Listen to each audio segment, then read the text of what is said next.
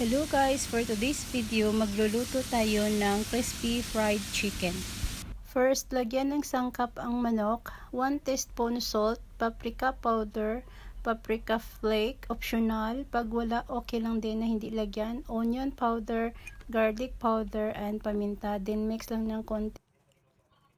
In another bowl, naghalo lang ako ng 2 cups all-purpose flour, 2 tablespoon corn flour or cornstarch, 1 teaspoon salt, 1 teaspoon garlic powder, 1 teaspoon onion powder, and 1 teaspoon paprika powder, half teaspoon black pepper powder. Haluin ang flour mixture until well combined. In a small bowl, crack 1 egg and add 1/4 cup of milk.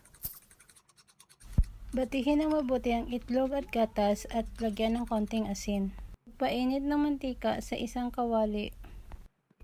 Next, ikot ng mabuti ang manok sa flour mixture, din ilublob sa egg and milk mixture.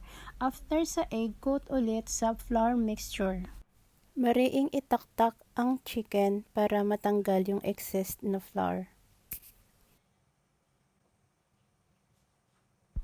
Iprito sa mainit na mantika. Every 5 minutes, balik na rin hanggang sa maging golden brown ito.